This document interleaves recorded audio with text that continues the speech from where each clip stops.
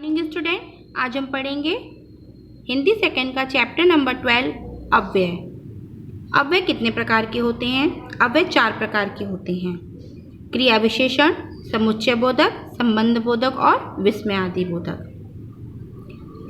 अब हम सबसे पहले बात करेंगे क्रिया विशेषण के बारे में। क्रिया विशेषण क्या होता है? जो शब्द क्रिया की विशेषता को बताते हैं वो होते हैं क्रिया विशेषण।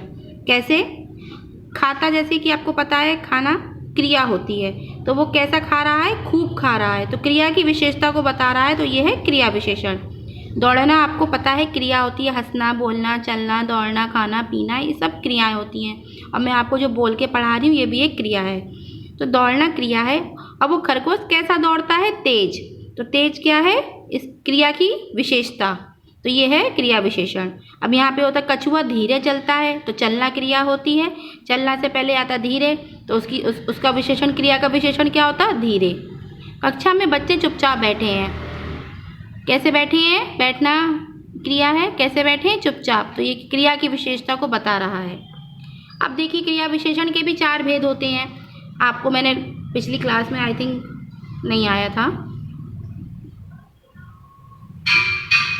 या आया होगा, मैंने पढ़ाया होगा, एक्चुअली मुझे याद नहीं है। इसमें देखिए, सबसे पहले रीतिवाचक क्रिया विशेषण, तो मैंने आपको याद कराया था क्रिया विशेषण के 4 भेद। रीतिवाचक में इसमें क्या होता है कि क्रिया के जिस रूप से क्रिया के होने की रीति यानी कि ढंग का पता चलता है उसे रीतिवाचक क्रिया विशेषण कहते हैं। यानी कि वो जो क्रिया किस रीति से होती है, किस ढंग से होती है, ये इसमें हमें ये पता चलेगा। जैसे कि तुम्हें ध्यानपूर्वक गृह कार्य करना चाहिए। गृह कार्य यानी कि होमवर्क। तो होमवर्क कैसे करना चाहिए? हमको हमेशा से ही अपना गृह कार्य ध्यानपूर्वक करने को कहते हैं मम्मी पापा, कि ध्यान से पढ़ो, ध्यान से पढ़ो। ये थोड़ी ना कहते हैं कि ध्यान से मत पढ़ो, शैतानी से पढ़ो, ऐसे कहते हैं ना। ध्यान से पढ़िए, ध्यानपूर्वक। तो ध्यान गृह कार्य कैसे करना चाहिए? ध्यानपूर्वक, यानी कि गृह कार्य करने का जो तरीका होता है वो ध्यानपूर्वक होता है। तो ये किस में आएगा? रीतिवाचक में। सफ़ेद घोड़ा तेज भागता है, तो घोड़े कैसे भागते हैं? तेज। तो ये उनका तरीका है भागने का, वो धीरे भाग ही नहीं सकते। अब देखो, जैसे होता कछुआ धीरे चलता है, तो कछुए को हम कहेंगे तेज भागो तो नहीं भागेगा, क्योंकि वो उसकी प्रकृति नहीं है। उसके चलने का तरीका ही शुरू से ही वो धीरे चलता है, तो वो हम उससे कितना भी कोशिश कर लें वो धीरे ही चलेगा। तो इसमें आपको बताया गया था ना, कार्य के करने की जो ढंग होता है वो रीति में जाता है। तो इस तरह घोड़ा आपको पता है घोड़ा तेज भागता है, तो ये तेज क्या है? रीतिवाचक क्रिया विशेषण। कालवाचक, देखिए सबसे सरल होता है कालवाचक। इसमें आपको क्या पता चलता है? समय का बोध होता है, कि क्रिया के जिस रूप से कार्य के किए जाने वाले समय का बोध होता है, वहाँ पे कालवाचक क्रिया विशेषण होता है। तो देखिए, आशीष प्रतिदिन व्यायाम करता है। तो प्रतिदिन यानी कि इसमें समय की बात हो रही, प्रतिदिन यानी कि रोज। हम अभी मेले में जा रहे हैं, अभी यानी कि इसी समय की बात होती है, तो किस में चला जाता है?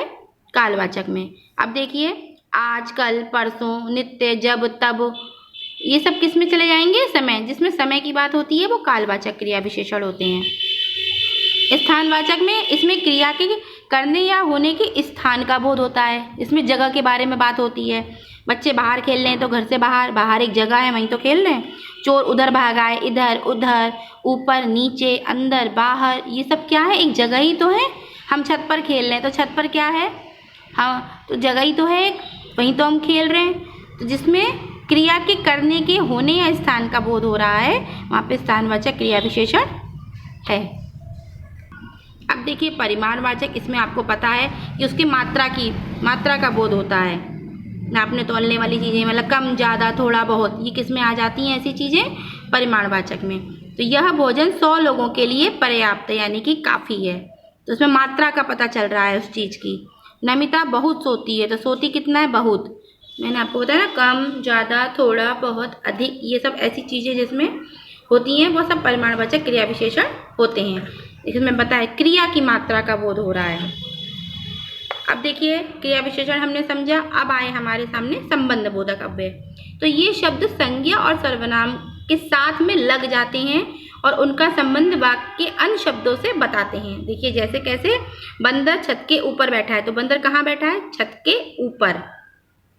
निधि कार के पास खड़ी है, इसमें ज्यादातर के पास, के ऊपर, के नीचे, के पीछे, के लिए, इस तरीके के शब्द आते हैं।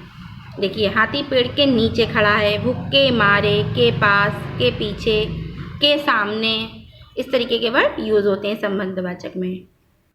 अब आ गए हमारे समुच्चय बोधक। तो ये शब्द दो शब्दों या वाक्यांशों को वाक्य से जोड़ देते हैं। जैसे कि मोक्ष और रिदम भाई हैं, तो इसमें क्या है समुच्चय बोधक? और, या, तथा, परंतु, लेकिन, क्योंकि, इसलिए, ये सब क्या है? समुच्चय बोधक। मुझे जलेबी तथा बर्फी बहुत पसंद है, तो क्या कर रहे हैं? ये जलेबी और बर्फी को जोड़ रहे हैं, दो शब्दों या वाक्यांशों को वाक्यों से जोड़ते हैं। मैंने उसे रोका परंतु वो नहीं रुका। अमित बुद्धिमान है लेकिन चालाक नहीं। तो और, तथा, लेकिन, किंतु, परंतु ऐसे शब्द आते हैं समुच्चय बोधक में। विस्मयादि बोधक आपको पता है सबसे सरल होते हैं। इसमें हर्ष, शोक, घृणा, दुख, आश्चर्य, प्रशंसा, इन सारे शब्दों का समन्वय होता है और बताते हैं। जैसे कि वाह, और इसकी विस्मयादि बोधक की एक पहचान भी होती है, एक्सक्लेमेटिव मार्क। ये देखिए विस्मयादि बोधक का चिन्ह होता है, इससे आप पता लगा सकते हैं। लेकिन इसका क्या है? वाह, छी, अरे, ओहो, आहा, इस तरीके के वर्ड का यूज होता है। देखिए कुछ उदाहरण दिए गए हैं यहाँ पर। उफ, कितनी गर्मी है, तो ये उफ क्या है? विस्मयादि बोधक। देखिए यहाँ पे चिन्ह भी लगा है। हाय, मैं तो लुट गया, बाप रे, इतना भयानक सांप, शाबाश, तुम जीत गए। तो ये सब क्या है? विस्मयादि बोधक, जिसमें आपको खुशी का भाव भी प्रकट हो रहा है, दुख का भी, घृणा का भी। जैसे कोई गंदी चीज देख ली, छी छी, तो ऐसे हम बोलते हैं ना, छी छी कितनी गंदी जगह है, तो ये क्या है? घृणा का भाव उत्पन्न हो रहा है। तो ये क्या, कौन सा अव्यय है? विस्मयादि बोधक अव्यय। देखिए यहाँ पर येलो बॉक्स आ गया। इस येलो बॉक्स में इस पूरे पार्ट में जो भी चीज़ इंपॉर्टेंट चीज़ें होती हैं वो यहाँ पर लिखी हुई होती हैं। इनको आप पढ़ेंगे तो ये चैप्टर आपको बहुत जल्दी और बहुत अच्छी तरीके से समझ में आ जाएगा। Thanks for visit.